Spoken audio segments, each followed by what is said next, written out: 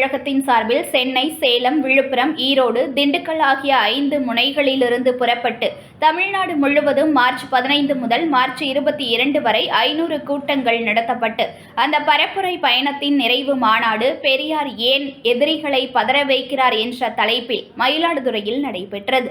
திராவிடர் விடுதலை கழக தலைவர் கொளத்தூர் மணி தலைமை வகித்து மாநாட்டு தீர்மானங்களை வாசித்தார். பொதுச் செயலாளர் விடுதலை ராஜேந்திரன் கருத்துரை வழங்கினார்.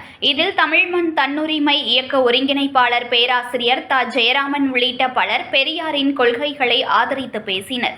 இக்கூட்டத்தில் சனாதன கொள்கைகளுக்கும் அந்த கொள்கைகளுக்கு துணை போகும் போலி தமிழ் தேசியவாதிகளை கண்டித்தும் ஏப்ரல் 21ஆம் தேதி தமிழ்நாடு முழுவதும் ஆர்ப்பாட்டங்களை நடத்துவது, தொகுதி மறுசீரமைப்புக்கு எதிராக தமிழ்நாடு முதலமைச்சர் மு.க. ஸ்டாலின் மாநில உரிமை போராட்டங்களை நடத்துவதை பாராட்டி வரவேற்பது, பழனியில் உலக முருகன் மாநாடு, வரலாற்றிலேயே இல்லாத வகையில் மகா சிவராத்திரி விழா கொண்டாட்டம் உள்ளிட்ட அறநிலையத்துறையின் எல்லை மீறும் செயலுக்கு கண்டனத்தை பதிவு செய்வது, அனைத்து ஜாதியினரும் அர்ச்சகர் ஆகலாம் திட்டத்தில் 24 மட்டும் இதுவரை பணியமர்த்தப்பட்டுள்ள நிலையில் அர்ச்சகர் பதவிக்காக பயிற்சி பெற்று நீண்ட காலமாக காத்திருப்பவர்களுக்கு நீதிமன்றம் தடைகளை நீக்கி அடுத்தடுத்த கோவில்களில் பணி வழங்க வேண்டும்.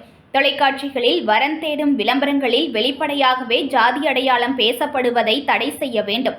தமிழ்நாடு அரசு நிதிநிலை அறிக்கையில் சமூக நல்லிணக்கம் பேணும் கிராமத்திற்கு 1 கோடி ரூபாய் பரிசு வழங்கியதை வரவேற்பது, தீண்டாமையை பின்பற்றும் கிராமங்கள் மீது உரிய நடவடிக்கை எடுக்க கோருவது, ஆன்மீக சொற்பொழிவு, பிராமணர் மாநாடுகளில் முன்வைக்கும் சமத்துவம், சமூக நீதிக்கு எதிரான உரைகள் ஆற்றப்படும் இடங்களில் எதிர்ப்பினை பதிவு செய்யுமாறு இளைஞர்களை கேட்டுக்கொள்வது, பெரியார் மீதான ஆதாரமற்ற அவதூறுகளை பரப்பியதற்காக புதிய தண்டனை சட்டம் விதிகள் 192, 196, 352, 353 ஆகிய பிரிவுகளில் வழக்கு பதிவு செய்து நடவடிக்கை எடுக்க சீமான், அண்ணாமலை, ஹெச். ராஜா உள்ளிட்டோர் மீது புகார் கொடுத்து 2 மாதங்கள் கடந்தும் உரிய நடவடிக்கை எடுக்கப்படாத நிலையில் புகார் அளித்தவர்கள் உரிய காவல்துறை அதிகாரிகளையும் எதிர் மனுதாரர்களாக குறிப்பிட்டு தனி வழக்காக உரிய நீதிமன்றத்தில் வழக்கு தொடர வலியுறுத்துவது ஆகிய தீர்மானங்கள் நிறைவேற்றப்பட்டன.